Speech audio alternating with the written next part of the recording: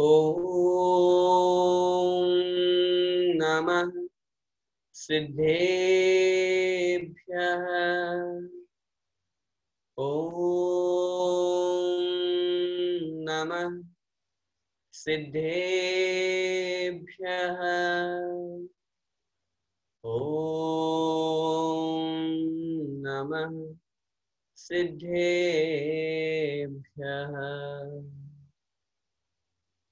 मोक्षमार्गस्य नेतारं भेत्तारं कर्म भूभृतां ज्ञातारं विश्वतत्त्वानां वन्दे तद्गुणलब्धये।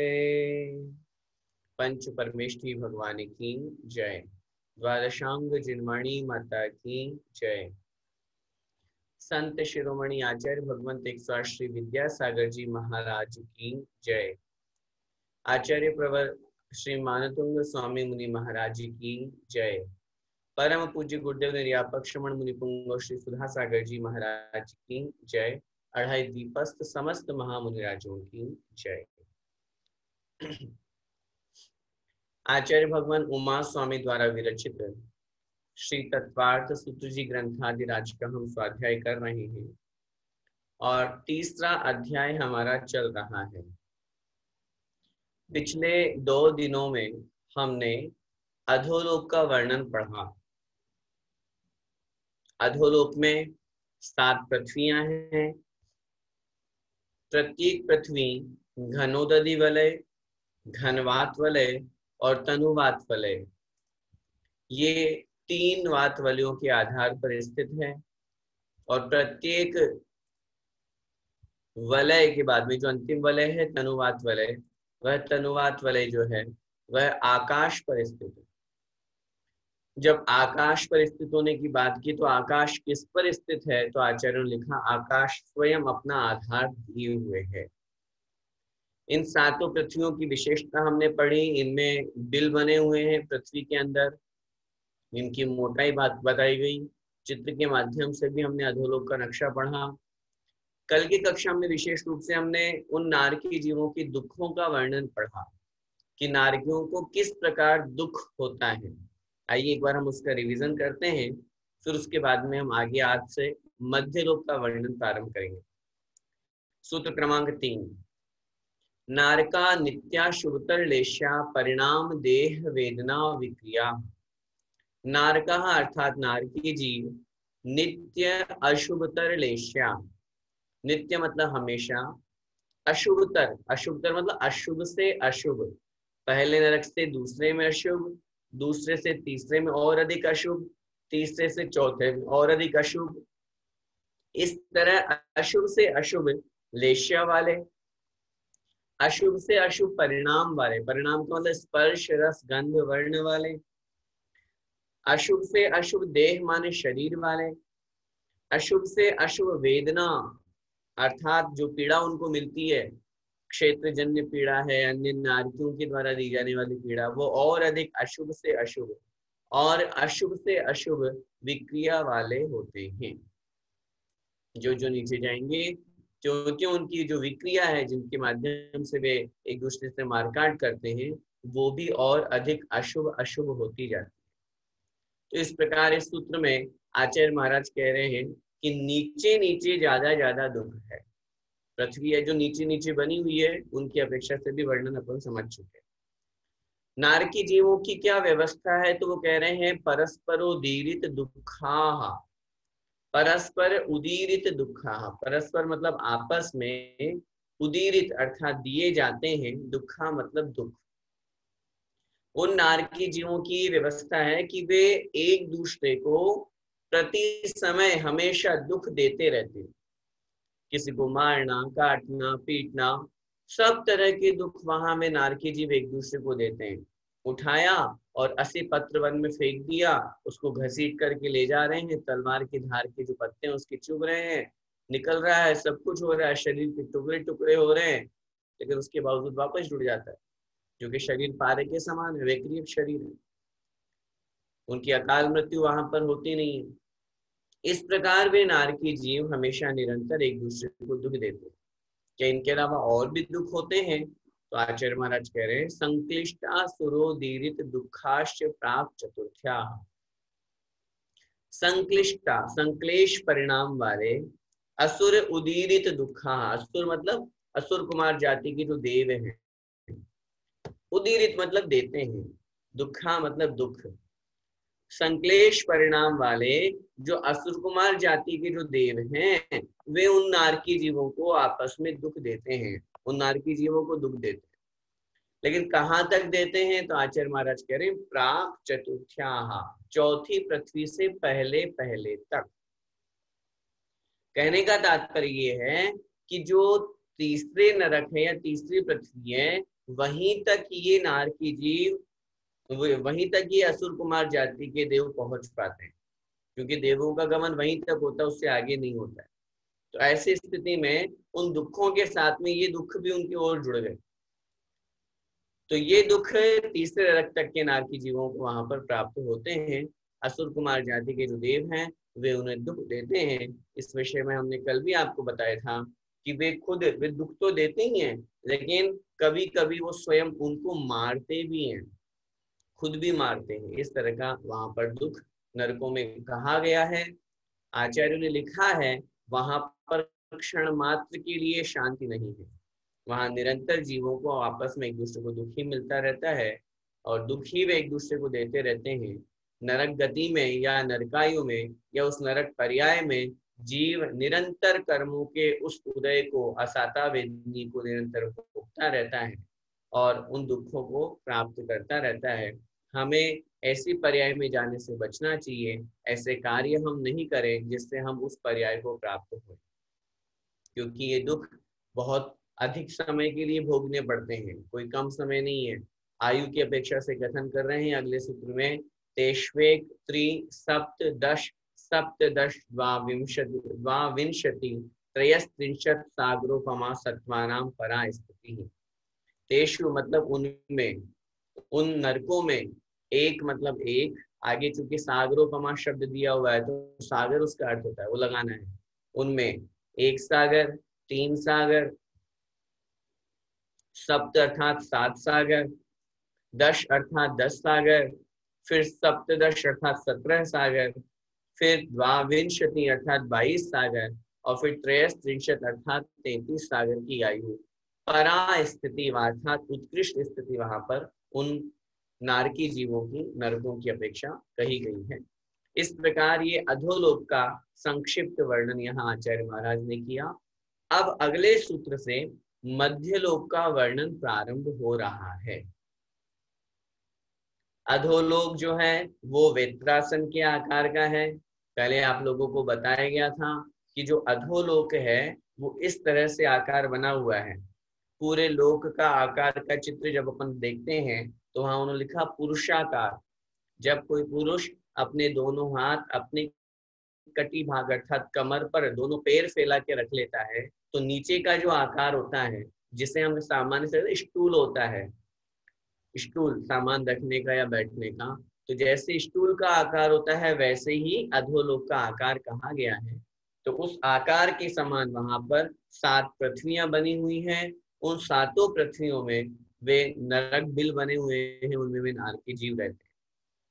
उसमें जो रत्न प्रभा पृथ्वी है, उस रत्न प्रभा पृथ्वी के ऊपर ऊपर का जो भाग है जिसे खर भाग कहा गया है, उस खर भाग के क्या है 16 भाग बने, क्योंकि वो 16,000 योजन मोटी है खर भाग पृथ्वी। उस खर भाग पृथ्वी में जो 16,000 योजन वो मोटी है, उसमें 1,000 योजन की 16 पृथ्वियां बनी हुई है, 16 भूमियां बनी हुई है। वो 16 भूमियों के नाम भी आचार्यों ने शास्त्रों में लिखे हैं। पहली चित्रा पृथ्वी है, दूसरी वज्रा है, फिर वैडूर्या है। इस तरह से पूरे 16 पृथ्वियों के नाम है। हम किस पर निवास करते हैं या मध्यलोक किस पर बना हुआ है, तो आचार्यों ने लिखा उस खर भाग का जो ऊपरी भाग है, सबसे ऊपर टॉप पॉइंट पर जो चित्रा पृथ्वी है, उस चित्रा पृथ्वी के ऊपर सारे के सारे द्वीप और समुद्र बने हुए हैं। जितने भी द्वीप, अभी हम मध्यलोक की चर्चा प्रारंभ कर रहे हैं, जितने भी द्वीप समुद्र हैं वे सब उसी चित्रा पृथ्वी पर, उसी खर भाग के ऊपर बने हुए हैं। अंतर सिर्फ इतना है, आचार्य ने लिखा है, जब आप और डीप में जाकर के चर्चा करेंगे तो उन्होंने वहां पर लिखा, क्योंकि मध्यलोक में एक द्वीप एक समुद्र, एक द्वीप एक समुद्र, एक द्वीप एक समुद्र, इस तरह से असंख्यात द्वीप समुद्र है। तो जो द्वीप है उनका जो तल है, उनका जो नीचे का भाग है वो तो है चित्रा पृथ्वी पर, और जो समुद्र है जितने भी, चाहे वो लवण समुद्र है, कालोदरी समुद्र है, उनका नीचे का जो तल है वो है सारा का सारा वज्रा पृथ्वी पर।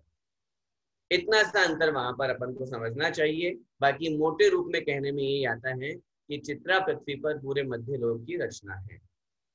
वो रचना कैसी है, आइए अब अपन सूत्र क्रमांक 7 से मध्य लोक का वर्णन प्रारंभ करते हैं। चलिए, जम्बू द्वीप, बोलिए, लवणोदादय है, शुभ नामानो द्वीप समुद्राः।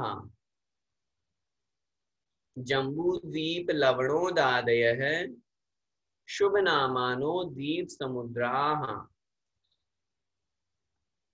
पूरा सूत्र बोलेंगे, जम्बू द्वीप लवणोदादय है, शुभ नामानो द्वीप समुद्राः। ठीक, अलग अलग करेंगे शब्दों को, पदच्छेद करेंगे। जम्बू द्वीप लवणोद आदय है, लवणोदादय लिखा है, लवणोद आदय है, शुभ नामान है, शुभ नामान है, द्वीप समुद्राः। ठीक है, अब देखिए, जम्बू द्वीप ये पहले नंबर का द्वीप हो गया।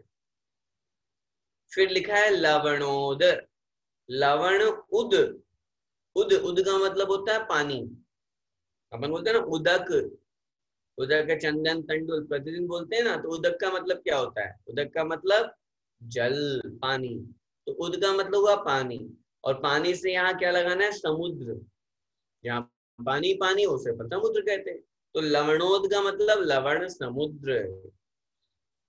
आदय है अर्थात आदि, आदि का मतलब क्या होता है, दो का नाम ले दिया, आदि आगे लगा लेना चाहिए, अन्य ग्रंथों से भी जान लेंगे और यहाँ पर भी कुछ का नाम लेंगे।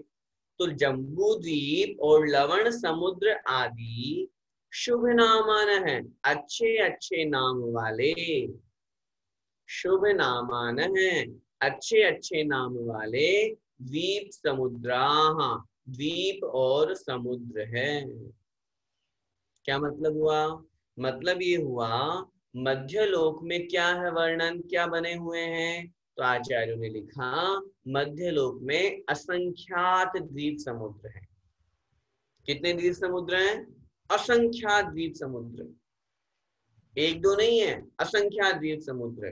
कैसे है वे द्वीप समुद्र, एक द्वीप एक समुद्र, फिर द्वीप फिर समुद्र, फिर द्वीप फिर समुद्र, फिर द्वीप फिर समुद्र, ऐसे असंख्यात द्वीप और असंख्यात समुद्र।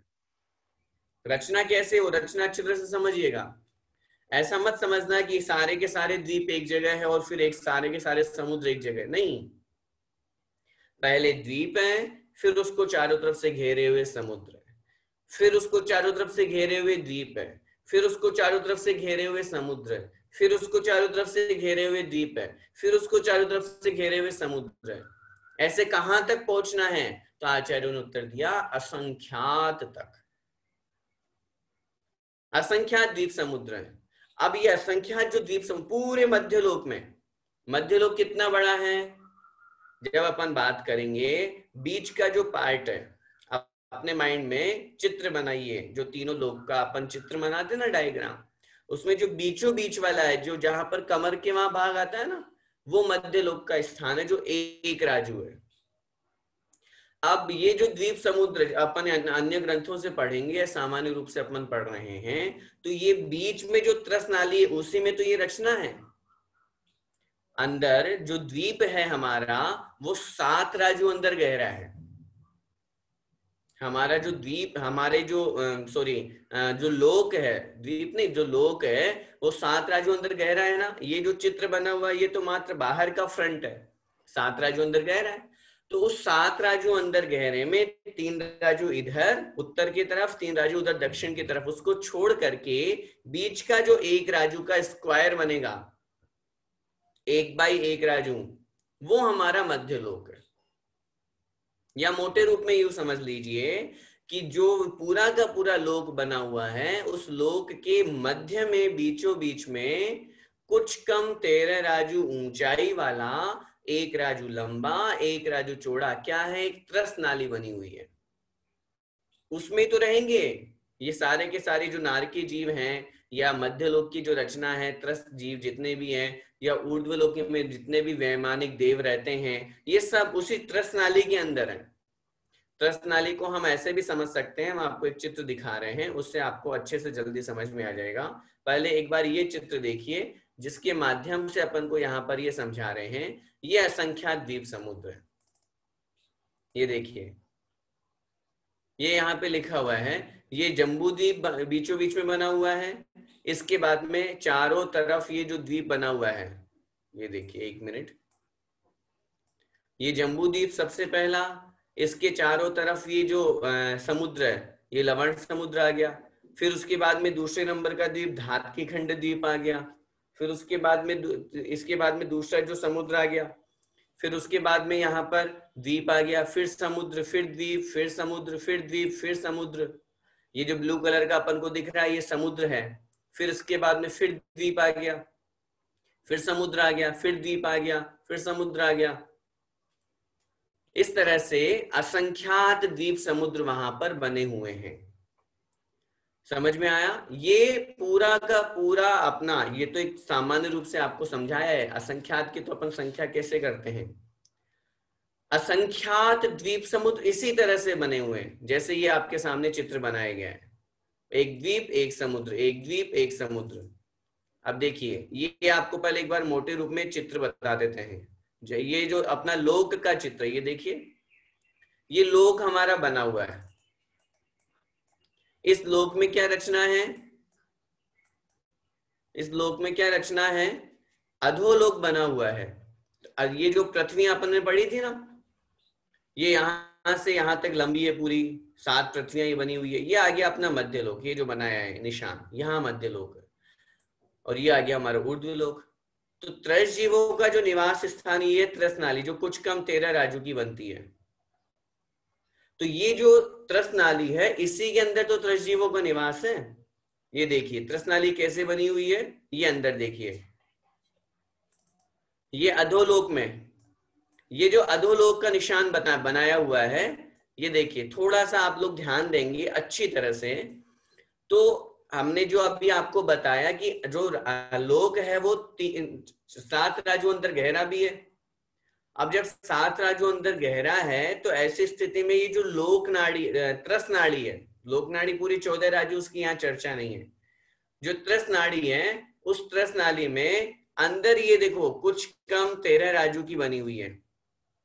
तो ये जो निशान बना ना, ये चौकोर का, धम्मा, वंशा, मेघा, अंजना, अरिष्टा, मघवा और माघवी, ये जो चौकोर निशान बना हुआ है, ये अंदर की त्रस्त नाली है। ऐसे ऊपर तक जाएगी ये, क्योंकि ये जो त्रस्त नाली है, ये तो अभी अधोलोक में बताई गई है।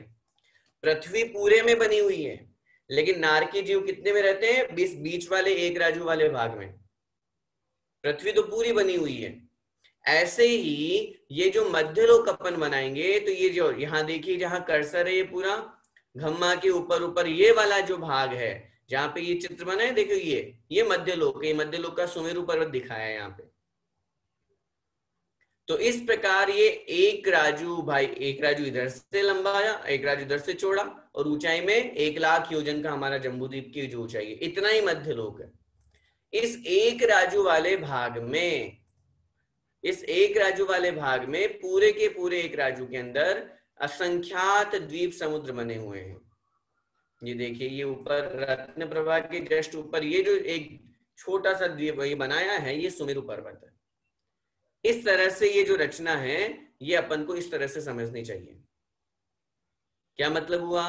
पहले तो हम ये समझें, पूरे मध्यलोक में असंख्यात द्वीप और असंख्यात समुद्र हैं, वे मध्यलोक में कहां पर है? तो मध्यलोक सामान्य रूप से तो पूरा 7 राजू अंदर गहरा है, लेकिन 7 राजू अंदर गहरे में रचना नहीं बनी हुई है। रचना मात्र जो त्रस नाली का 1 राजू लंबा 1 राजू चौड़ा, इतने मात्र में रचना है। 1 राजू भी कितना होता है? असंख्यात योजन का 1 राजू कहलाता है। असंख्यात योजन का 1 राजू होता है। तो इसलिए यहां पर ये अपन को बहुत अच्छी तरह से समझना है। तो क्या मतलब हुआ इस सूत्र का? जम्बू द्वीप, लवण समुद्र आदि शुभ नामान है, अच्छे अच्छे नाम वाले। क्या शब्द का प्रयोग किया आचार्यों ने? अच्छे अच्छे नाम वाले। कैसे अच्छे अच्छे नाम वाले? जैसे जम्बू द्वीप, लवण समुद्र, धातकी खंड द्वीप, फिर उसके बाद में कालोदधी समुद्र, फिर पुष्करवर द्वीप, फिर पुष्करवर समुद्र, फिर घृतवर द्वीप, फिर घृतवर समुद्र, क्षीरवर द्वीप। इस तरह से, इस तरह के अच्छे अच्छे नाम वाले द्वीप समुद्र। ऐसा नहीं है, उन्होंने वहां आचार्यों ने लिखा, उन्होंने स्पष्ट रूप से वहां किया कि अच्छे नाम से क्या तात्पर्य है। तो उन्होंने वहां पर कहा ऐसा नहीं समझना कि चूहे वाले द्वीप, चूहे वाले समुद्र, बिल्ली वाले द्वीप, बिल्ली वाले समुद्र, ऐसे नाम नहीं है, अच्छे अच्छे नाम वाले हैं। अपन पढ़ते हैं जैसे नंदीश्वर द्वीप, अपन पढ़ते हैं जैसे रुचिकवर द्वीप, कुंडलगिरी द्वीप, कुंडलवर द्वीप, कुंडलवर समुद्र, मानुषोत्तर पर्वत जहां बना हुआ है पुष्करवर द्वीप। अंतिम द्वीप और अंतिम समुद्र का नाम है स्वयंभू रमण द्वीप और स्वयंभू रमण समुद्र। क्योंकि एक द्वीप एक समुद्र, एक द्वीप एक समुद्र है, तो लास्ट में किसका नंबर आएगा? समुद्र का। एक महत्वपूर्ण बात विशेष क्या समझना है? समझना यह है जितना द्वीप है उससे डबल समुद्र है, जितना समुद्र है उससे डबल द्वीप है, फिर जितना द्वीप है उससे डबल समुद्र है। आगे आगे के द्वीप समुद्र दुगने दुगने विस्तार वाले हैं। उसकी चर्चा अगले सूत्र में करेंगे, वहां अपन देखेंगे। इस सूत्र का अर्थ फिर से समझिए। जम्बू द्वीप लवणोद आदय है, जम्बू द्वीप और लवण समुद्र आदि शुभ नामान है, अच्छे अच्छे नाम वाले द्वीप समुद्राः असंख्यात द्वीप समुद्र बने हुए हैं, जिनमें मनुष्य और तिर्यंचों का निवास है। मध्यलोक में कौन रहते हैं? मुख्य रूप से मनुष्य और तिर्यंच रहते हैं, लेकिन जब अपन और चर्चा करेंगे तो अपने को ज्ञान होगा कि यहाँ पर भवनवासी और द्व्यंतर देवों का भी निवास है इन द्वीप समुद्रों में। मोटे रूप में मनुष्य तिर्यंचों की यहाँ पर चर्चा की जाती है। आइए अगला सूत्र देखते हैं। द्विर द्विर विष्कंभाः, बोलिए। द्विर द्विर, द्वि छोटी है, द्वीर द्वीर नहीं बोलना, द्विर द्विर, द्वि पहले बोलिए द्वि फिर आधार है, द्विर द्विर विष्कंभाः, द्विर द्विर विष्कंभाः। बोलिए, उच्चारण करेंगे तो अपने को जल्दी समझ में आएगा। पूर्व पूर्व परिक्षेपिणो, पूर्व पूर्व परिक्षेपिणो, वलयाकृतयः, वलयाकृतयः, द्विर द्विर विष्कंभाः, पूर्व पूर्व परिक्षेपिणो, वलयाकृतयः। समझ में आया? फिर से बोल रहा हूं, ध्यान से सुन करके और उसको उच्चारण कीजिए। द्विर द्विर विष्कंभाः, पूर्व पूर्व परिक्षेपिणो, वलयाकृतयः। अब आपने पिछले सूत्र में ये तो कह दिया कि असंख्यात द्वीप समुद्र है। वो कैसे बने हुए हैं असंख्यात द्वीप समुद्र? क्या एक के ऊपर एक है या अगल बगल में है? कहाँ है? जैसे अधोलोक में वहां पर पृथ्वियों के लिए लिखा था ना आचार्य महाराज ने, अधोदय है अर्थात नीचे नीचे है। तो ऐसे ही ये द्वीप समुद्र कैसे हैं? तो आचार्य महाराज कह रहे हैं द्विर द्विर विष्कंभाः। संधि विच्छेद करेंगे, द्विहि द्विहि विष्कंभाः। द्विहि मतलब दुगने, डबल, फिर द्विहि अर्थात दुगने, डबल, द्विहि द्विहि विष्कंभाः, दुगने दुगने विस्तार वाले हैं। विष्कंभा का मतलब क्या होता है? विस्तार वाले। विस्तार का मतलब लंबाई गुणित चौड़ाई को विस्तार कहते हैं। द्विहि द्विहि विष्कंभा, दुगने दुगने विस्तार वाले हैं। और कैसे हैं? पूर्व पूर्व परिक्षेपिणों, पूर्व पूर्व परिक्षेपण है, पूर्व पूर्व पहले पहले वाले को, पूर्व का मतलब पहले वाला, और दो लगा दिया पूर्व पूर्व मतलब पहले पहले वाले को, परिक्षेपण है, चारों तरफ से घेरे हुए हैं। परिक्षेपण का मतलब क्या होता है? चारों तरफ से घेरे हुए हैं। और कैसे हैं ये द्वीप समुद्र? वलयाकृतय है, वलय आकृतय है। वलय, वलय का मतलब होता है गोल चूड़ी। वैसे तो वलय का सामान्य शब्द का अर्थ होता है गोल आकार, लेकिन फिर भी यहाँ पर विशेष रूप से चूड़ी को अर्थ ग्रहण किया आचार्यों ने। वलय आकृतय है, चूड़ी के आकार के होते हैं। तीन विशेषताएं बतला दी यहाँ पे, फिर से समझिए। पहले ये समझेंगे हम उस पूरे मध्य लोक में असंख्यात द्वीप समुद्र। असंख्यात द्वीप समुद्र कैसे हैं? एक द्वीप एक समुद्र, एक द्वीप एक समुद्र, एक द्वीप एक समुद्र। ठीक है। अब वो जो असंख्यात द्वीप समुद्र है वो कितने लंबे चौड़े हैं, कैसे बने हुए हैं? तो आचार्य महाराज कह रहे हैं द्विर द्विर विष्कंभा, द्विहि द्विहि विष्कंभा, दुगने दुगने विस्तार वाले हैं। जैसे उदाहरण समझते हैं, जम्बूद्वीप 1,00,000 योजन का है तो लवण समुद्र 2,00,000 योजन का। लवण समुद्र 2,00,000 का है तो अगला जो धातकी खंड द्वीप है वो 4,00,000 योजन का। द्वीप 4,00,000 का है तो अगला जो कालोदरी समुद्र है वो 8,00,000 योजन का। फिर द्वीप आएगा वो 16,00,000 योजन का। फिर समुद्र आएगा वो 32,00,000 योजन का।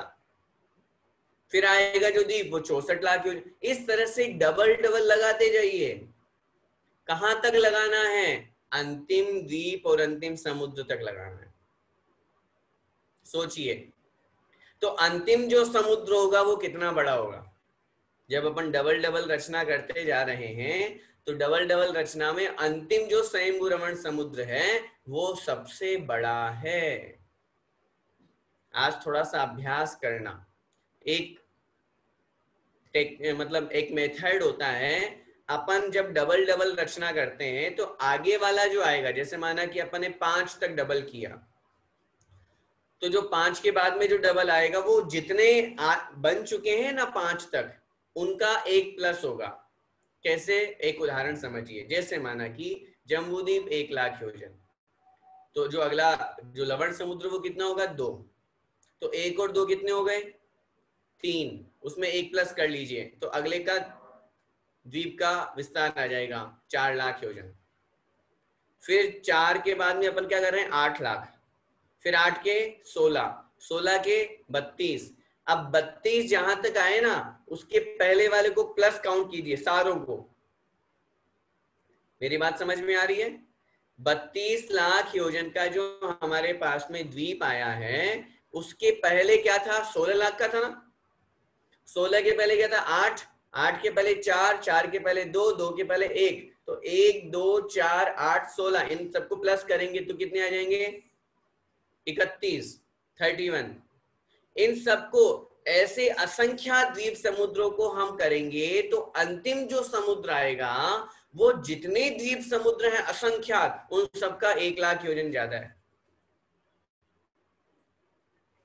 ये बात थोड़ी सी कम समझ में आ रही है, इसको अपन चित्र के माध्यम से समझेंगे तो आपको जल्दी समझ में आ जाएगी। एक बार देखते हैं, कोशिश करते हैं। हम जो बात कर रहे हैं ये क्या कर रहे हैं? हम ये कहना चाह रहे हैं कि जितने भी द्वीप समुद्र हमारे बने हुए हैं वो अंतिम जो समुद्र हमारा होगा वो कितना डबल होगा, ये आपको बता रहे हैं। देखिए, जम्बू द्वीप जो है वो 1,00,000 योजन का है ना, एक है भी 1,00,000 योजन का, और अपन माना कि लगा के चल रहे हैं तो एक समझना है आपको। ये देखिए, जम्बूद्वीप 1,00,000 योजन का। इसके बाद में ये जो आपके सामने ये जो बनाया है ना लवण समुद्र, ये देखिए, ये नीला, ये 2,00,000 योजन। फिर समुद्र धातकी खंड द्वीप है, फिर ये 4,00,000, फिर ये 8,00,000, फिर 16,00,000, फिर 32, फिर 64, फिर उसके बाद में 128, अब यहां तक ये डबल डबल लगाते जाइए। अब उदाहरण समझिए, माना कि हम बात कर रहे हैं कि ये जो 32 आ रहा है, ये जो 32 लाख योजन आया, तो इसके पहले के जितने भी द्वीप समुद्र हैं उन सबका टोटल विस्तार कितना है? टोटल 31 आएगा। लगा के देखिए अपनी अपनी कॉपी में। अभी नहीं लगा पा रहे तो कक्षा के बाद लगाइएगा। देखिए एक बार, 1 लाख, उसके बाद में 2 लाख, 1 और 2 3, 2 के बाद में 4 था, 4 और 3 7, उसके बाद में क्या था? 8 था, 7 और 8 15, फिर 16 था, तो 15 और 16 31 आ गए। 16 का तो डबल हुआ ना 32। तो 32 लाख योजन वाला जो द्वीप है उसके पहले की टोटल द्वीप समुद्र 31 है, उससे एक कमी है। मेरा समझाने का तात्पर्य आपसे इतना सा है सिर्फ कि अंतिम जो समुद्र होगा वो जितने असंख्यात द्वीप समुद्र हो जाएंगे उन सबसे एक प्लस में निकलेगा। मोटा मोटी यूं समझ लीजिए कि एक राज्य में असंख्यात द्वीप समुद्र है, उसमें से आधे राज्यों में तो मात्र स्वयंभू रमण समुद्र ही है। समझ में आ रहा है विषय? हाँ, थोड़ा सा कर्णानुयोग है, शास्त्रों में लिखा है कर्णानुयोग लोहे के चने चबाने जितना कठिन होता है। तो थोड़ा सा कोशिश करें समझने की। असंख्यात द्वीप समुद्र ये बने हुए हैं, तो जो अगला अगला द्वीप है ये पहले पहले वाले से कितना है? दुगना दुगना है। द्विर्द्विर्विष्कंभा, दुगने दुगने विस्तार वाले हैं। पूर्व पूर्व परिक्षेपणों, अब देखो ये आपके समक्ष जो चित्र दिख रहा है इसमें दिखाई दे रहा है पूर्व पूर्व परिक्षेपणों, पहले पहले वाले को चारों तरफ से घेरे हुए है। पूरा राउंड मारे हुए, पूरा गोलाकार है, ऐसा नहीं है कि एक तरफ से घेरे, चारों तरफ से घेरे हुए। और किस आकार के हैं? वलयाकृतय हैं, चूड़ी के आकार के हैं। ये देखिए जरा, जम्बूद्वीप को छोड़ दीजिए मात्र, इसके बाद में ये देखो, जैसे आप लोगों की चूड़ियां होती हैं महिलाओं की, अगर केवल जम्बूद्वीप को बाहर निकाल दें और बाकी सब द्वीप समुद्रों को साइड में कर दें, अगर मात्र एक द्वीप की बात करें हम या एक समुद्र की बात करें, तो वो किस आकार में निकलेगा? बिल्कुल राउंड में, चूड़ी के आकार का। बीच में जो चूड़ी के आपकी जैसे मोटाई बनी होती है उसमें वो रचना बनी हुई है, इतना मात्र समझ लो। ठीक है, चलिए आगे बढ़ते हैं। अब इस प्रकार ये असंख्यात द्वीप समुद्र यहाँ पर बने हुए हैं। आगे देखिए, तन्मध्ये, बोलिए, तन्मध्ये मेरुनाभिर्वृत्तो, मेरुनाभिर्वृत्तो योजन शत सहस्र, योजन शत सहस्र विष्कंभो जम्बूद्वीप है, जम्बूद्वीप है। तन्मध्ये मेरुनाभिर्वृत्तो योजन शत सहस्र विष्कंभो जम्बूद्वीप है। बोलिए, तन्मध्ये मेरुनाभिर्वृत्तो योजन शत सहस्र विष्कंभो जम्बूद्वीप है। ठीक है, अब देखिए, तन्मध्ये शब्दों को अपन संधि विच्छेद करेंगे, पदच्छेद करेंगे, तो क्या आएगा? तन्मध्ये। तत् मतलब उनके, उनके किनके? पिछले सूत्र में हमने किसकी चर्चा की? उन असंख्यात द्वीप समुद्रों की। तो उन असंख्यात द्वीप समुद्रों के मध्य, मध्य मतलब मध्य में, बीचों बीच में, वो जो असंख्यात द्वीप समुद्र बने हुए हैं उन असंख्यात द्वीप समुद्रों के मध्य, बीचों बीच में मेरु नाभिर्वृत्तो, मेरु है नाभि जिसकी, मेरु नाभि। नाभि का मतलब क्या होता है? सेंटर पॉइंट है ना, गोलाकार। नाभि का मतलब होता है गोलाकार, सेंटर। मेरु है, मेरु का मतलब सुमेरु, सुदर्शन मेरु जिसको अपन कहते हैं, सुदर्शन मेरु है नाभि, नाभि मतलब सेंटर पॉइंट, मध्य भाग जिसका, ऐसा वृत्त है, वृत्त है मतलब थाली के आकार का। वृत्त का मतलब गोल होता है, लेकिन यहाँ पे क्या समझना है, उस गोल में भी थाली के आकार का। योजन शत सहस्र विष्कंभो, योजन मतलब योजन, शत मतलब 100, सहस्र मतलब 1000, 100,000 का मतलब क्या होता है, 1,00,000, 100,000 का मतलब 1,00,000। विश्व, तो क्या हुआ, 1,00,000 योजन, विष्कंभो मतलब विस्तार वाला क्या है, जम्बू द्वीप है, जम्बू द्वीप है। समझ में आया विषय, क्या कहना चाह रहे हैं आचार्य महाराज यहाँ, ये देखिए जरा फिर से, ये असंख्यात द्वीप समुद्र, ये मान करके चलिए आपकी स्क्रीन पे जो दिखाई दे रहा है, इन असंख्यात द्वीप समुद्रों के, सूत्र से भी अर्थ लगाते जाइए, इन असंख्यात द्वीप समुद्रों के मध्य मतलब बीचों बीच में क्या लिखा आगे, मेरु नाभिर वृत्त है, मेरु है नाभि जिसकी, ये देखिए ये जम्बू जहां लिखा हुआ है जम्बू द्वीप, इसमें यहां पर सुदर्शन मेरु बनेगा। अभी जब अपन जम्बू द्वीप की रचना पढ़ेंगे तब आपको इसका विषय बताएंगे।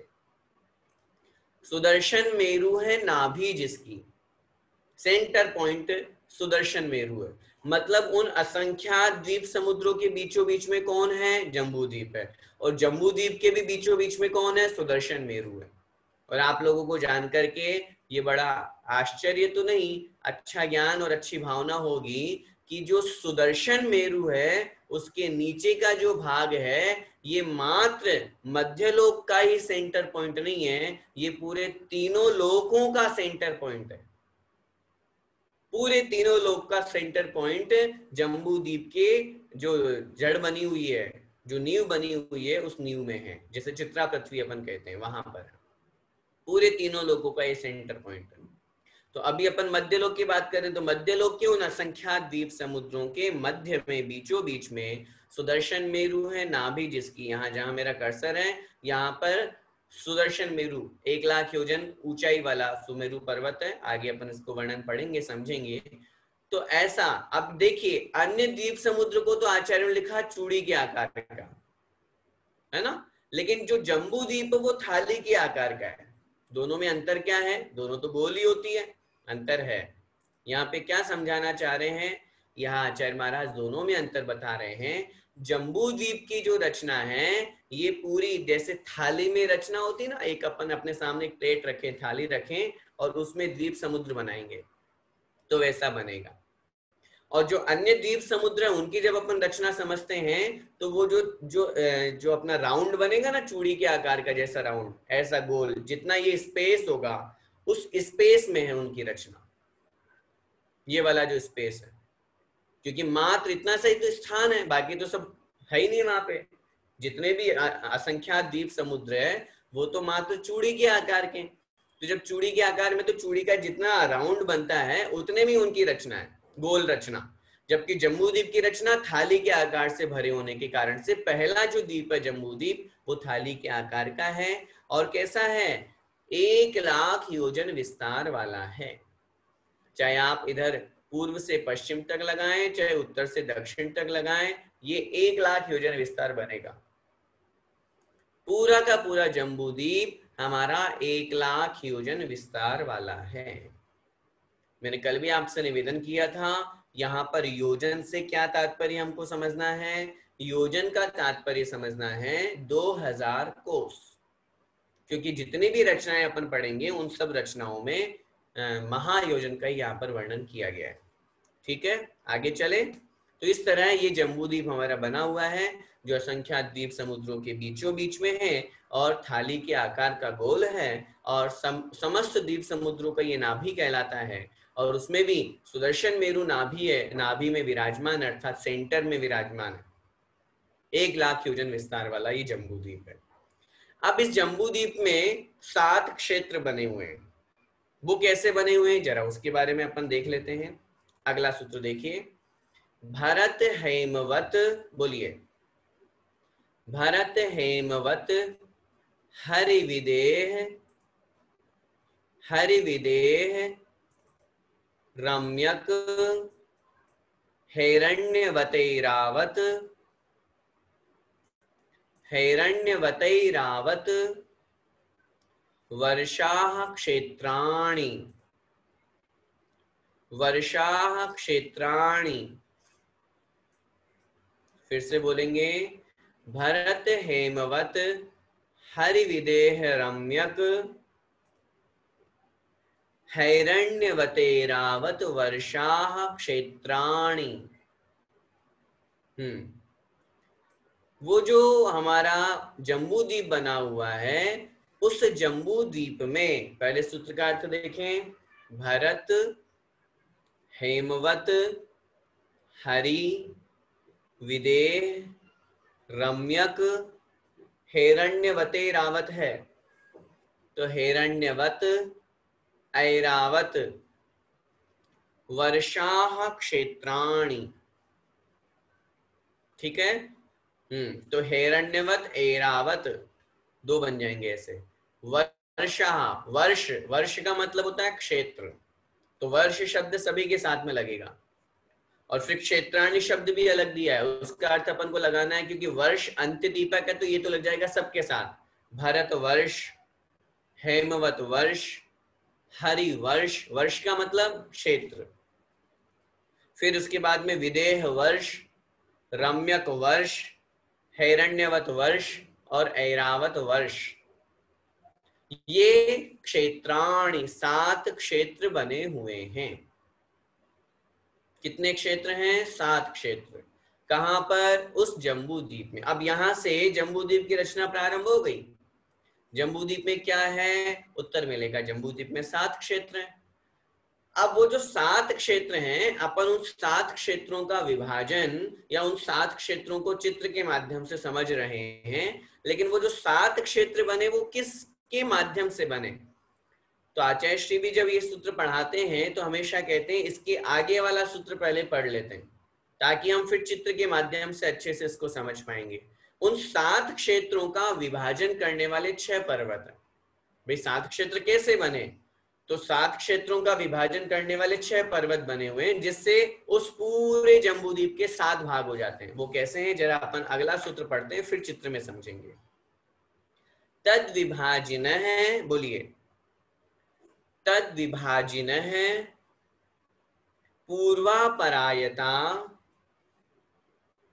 पूर्वापरायता हिमवन, महाहिमवन, निषद, नील, निषद, नील, रुक्मी, रुक्मी, शिखरिणों, शिखरिणों, वर्षधर पर्वताः, वर्षधर पर्वताः। तद विभाजिनः पूर्वापरायता हिमवन, महाहिमवन, निषद, नील, रुक्मी, शिखरिणों, वर्षधर पर्वताः। तद विभाजिनः अर्थ देखिए, तद मतलब उनका, विभाजिनः विभाजन करने वाले। किनका विभाजन करने वाले? पिछले सूत्र में क्या पढ़ा अपन ने? 7 क्षेत्र। तो क्या होगा? उन 7 क्षेत्रों का विभाजन करने वाले। विभाजन मतलब बंटवारा। वे 7 क्षेत्र कैसे बटे? अपने सामने अब अपन एक इमेजिन करें, या इमेजिन नहीं करो तो बहुत अच्छी बात ये रहेगी कि आप अपने साथ में कॉपी पेन पेंसिल लेकर के बैठे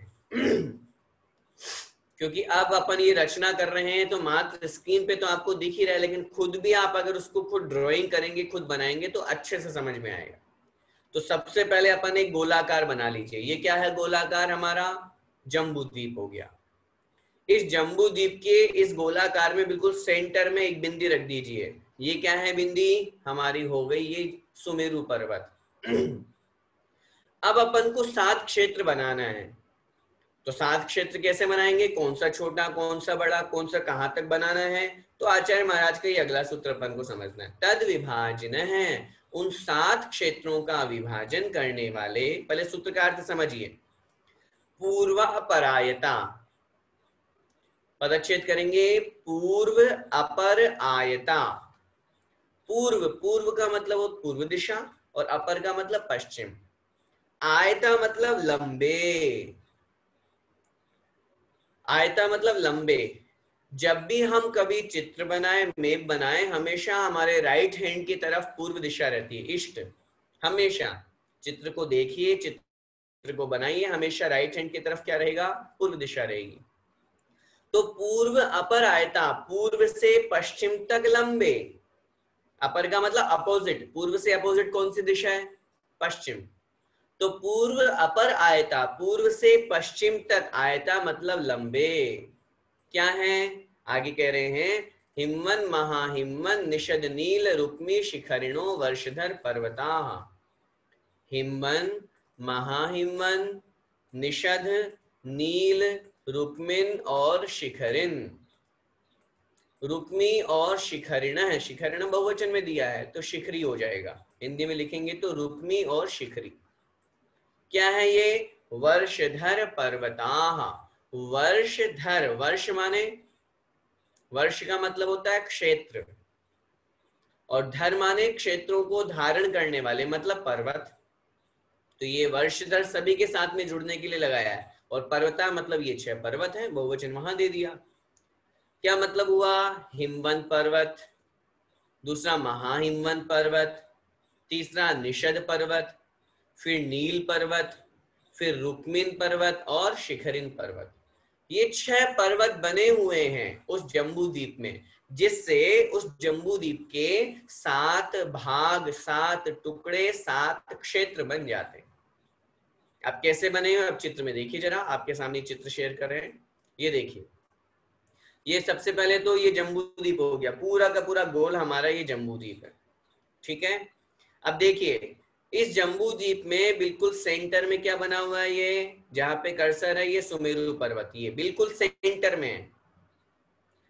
अब वापस अपन नीचे की, क्योंकि जो भी रचना अपन पढ़ रहे हैं ये दक्षिण से उत्तर की तरफ की पढ़ रहे हैं, ये भी समझिएगा, नहीं तो आप हिमवंत पर्वत ऊपर ही ऊपर बना दें, ऐसा नहीं। जब अपना राइट हैंड की तरफ पूर्व दिशा आ गई तो लेफ्ट हैंड की तरफ पश्चिम दिशा, और जब एक दिशा का ज्ञान हो जाता है तो सारी दिशाओं का ज्ञान हो जाता है। तो ऊपर की तरफ कौन सी दिशा, उत्तर, और नीचे की तरफ दक्षिण। तो दक्षिण से उत्तर की रचना होती है ये सारी की सारी। अब देखिए चित्र में, सबसे पहले नीचे ही नीचे ये यहाँ पे हिमवंत पर्वत बना हुआ है, ये लंबा, यहां से यहां तक। ये कुछ जो आपके केसर या लाल ब्राउन टाइप का जो रंग है, हिमवंत पर्वत का जो बना हुआ है, ठीक है। इसके बाद में महाहिमवंत। अभी अन्य चीजों को मत देखिए, अन्य चीजें यहाँ पे लिखी हुई है, वो आगे की रचना आएगी इसलिए लिख दी गई है। बाकी ये हिमवंत पर्वत, ये महाहिमवंत, फिर निषद, निषद के बाद में फिर ये नील पर्वत, फिर रुक्मिन पर्वत, फिर शिखरिन पर्वत। कितने पर्वत हो गए ये, 6।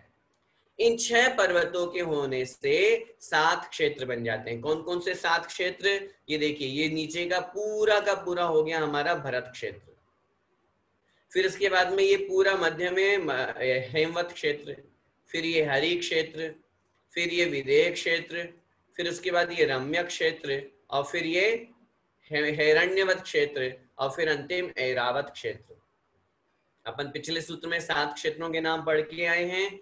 इन पर्वतों के कारण से इन 7 क्षेत्रों का वर्णन होता है, विभाजन होता है।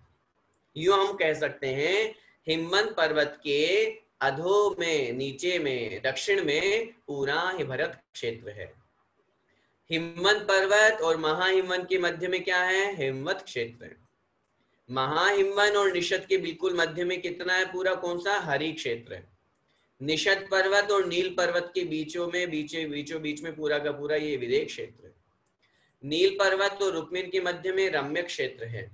रुक्मिन और शिखरिन के मध्य में हिरण्यवत क्षेत्र है, और शिखरिन पर्वत के उत्तर में कौन सा क्षेत्र है, ऐरावत क्षेत्र है।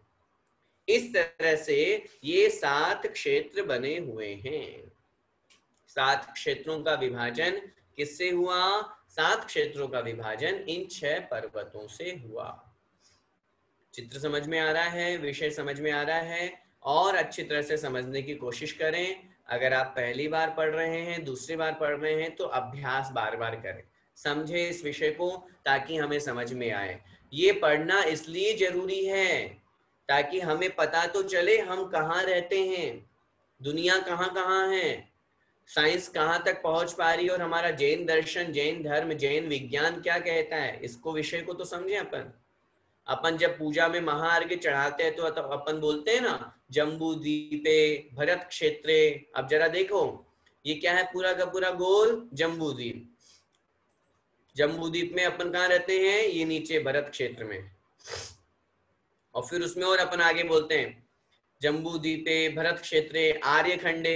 ये लिखा हुआ दिख रहा है ना, आर्यखंड। यहाँ इस आर्यखंड में पूरा का पूरा वर्तमान का विश्व है। आगे विषय आएगा तब आपको और डिटेल से बताएंगे। फिर आर्यखंड में भारत देश में जो जो आपका प्रांत है वहां पर, उसमें फिर आपका जो नगर है, इस तरह से। तो कहने का तात्पर्य है, अपन लोग दक्षिण की तरफ रहते हैं। अपन सभी कहाँ रहते हैं, दक्षिण में रहते हैं। अब आप बोलेंगे नहीं नहीं, हम तो नॉर्थ ईस्ट में रहते हैं। तो नॉर्थ ईस्ट में तो आप भारत की अपेक्षा से नॉर्थ ईस्ट है। जब पूरे आप जम्बू द्वीप की बात करेंगे तो अपन कहाँ रहते हैं, अधो मतलब दक्षिण दिशा की तरफ रहते हैं। और अपने उत्तर की तरफ क्या है, विदेह क्षेत्र है। उत्तर को क्यों शुभ माना जाता है, पूर्व दिशा से तो सूर्य का उदय होता है, क्योंकि अपन जहां रहते हैं दक्षिण में, तो सूर्य इधर से राइट की तरफ से उदित होता है और पश्चिम इधर अस्त हो जाता है। इस तरह से पूरा जब चक्कर लगाता है सूर्य। और उत्तर दिशा में सारे के सारे विद्यमान 20 तीर्थंकर भगवान है। तो इसलिए उत्तर दिशा को शुभ इसलिए माना जाता है। और विशेष रूप से अन्य वास्तुकारों के अनुसार वहां कुबेर का स्थान है, इसलिए वो शुभ माना गई है। तात्पर्य ये है, अपन दक्षिण में रहते हैं और ये सारी रचना जो है वो उत्तर में है। बस आज के लिए इतना ही समय आपका हो रहा है। आज जो अपन ने जम्बू द्वीप और इसके बारे में समझा, आज फिर से मध्य लोक का जो अपन ने वर्णन पढ़ा, इसका एक बार रिवीजन कर लेते हैं। उसके बाद फिर आप लोगों के प्रश्नोत्तर लेंगे। क्या बना हुआ है, तो आचार्य महाराज कह रहे हैं, मध्य लोक में असंख्यात द्वीप समुद्र है। जम्बू द्वीप लवणोदादय शुभ नामानो द्वीप समुद्र। जम्बू द्वीप लवण समुद्र, उदमाने समुद्र, आदय है आदि, शुभ नामान है अर्थात अच्छे अच्छे नाम वाले, द्वीप समुद्र अर्थात असंख्यात द्वीप समुद्र वहां पर बने हुए हैं। उनमें वे जो द्वीप समुद्र वो कैसे हैं, द्विर द्विर विष्कंभा पूर्व पूर्व परिक्षेपणों वलियाकृति है। दुगने दुगने विस्तार वाले हैं। पूर्व पूर्व परिक्षेपणों, पहले पहले वाले को चारों तरफ से घेरे हुए हैं। और वलयाकृति है अर्थात चूड़ी के आकार के हैं। गोल तो है ही, लेकिन गोल में भी चूड़ी के आकार के हैं। उन सब असंख्यात द्वीप समुद्रों के तन मध्य अर्थात बिल्कुल बीचों बीच में मेरु नाभि वृत्त है। सुमेरु पर्वत है नाभि जिसकी, सेंटर पॉइंट जिसका, ऐसा वृत्त है मतलब गोल आकार वाला। योजन शत सहस्र विष्कंभ है, 1,00,000 योजन विस्तार वाला जम्बू द्वीप है अर्थात जम्बू द्वीप है। उस जम्बू द्वीप में भरत हेमवत हरि विदेह रम्यक हैरण्यवते रावत वर्षा क्षेत्राणि। भरत, हेमवत, हरि, विदेह, रम्यक, हैरण्यवत और ऐरावत, ये 7 क्षेत्र बने हुए हैं। उन 7 क्षेत्रों का विभाजन कैसे हुआ, तो अगला सूत्र कह रहे हैं, तद विभाजन है पूर्वा परायता हिमवन महाहिमवन निषद नील रुक्मी शिखरिणो वर्षधर पर्वता। उन 7 क्षेत्रों का विभाजन करने वाले हिमवन, महाहिमवन, निषद, नील, रुक्मिन और शिखरिन, ये 6 पर्वत बने हुए हैं। 6 पर्वतों से 7 क्षेत्र बन जाते हैं। जब अपन किसी भी चीज का विभाजन करते हैं और 6 लाइन्स अगर अपन वहां पर मार्क करेंगे तो 6 लाइन तो बनाएंगे, लेकिन 6 के निमित्त से स्थान भाग कितने हो जाएंगे, 7 बन जाएंगे। चित्र में भी आप लोगों को यहाँ पर बताया गया है।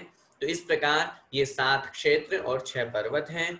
ये पर्वत कैसे हैं, इन क्षेत्रों में क्या रचना है, और उनमें से कहाँ हम रहते हैं, कहाँ भोग भूमि है, कहाँ कर्म भूमि है, कहाँ विद्यमान 20 तीर्थंकर भगवान है, कहाँ गंगा सिंधु है, ये सारा का सारा वर्णन इस तीसरे अध्याय में अपन पढ़ेंगे। तो आगे भी इस कक्षा को आप बहुत अच्छी तरह से चित्र के माध्यम से यहाँ पर समझ करके अपने शुभोपियों को तो हम बढ़ाएंगे, ये हमारे लिए संस्थान विचय धर्म ध्यान में भी सहायक होगा और हमें एक वास्तविकता की, संसार की जानकारी होगी कि संसार में कहाँ पर क्या है। बस आज के लिए इतना ही। बोले द्वादशांग जिनवाणी माता की जय।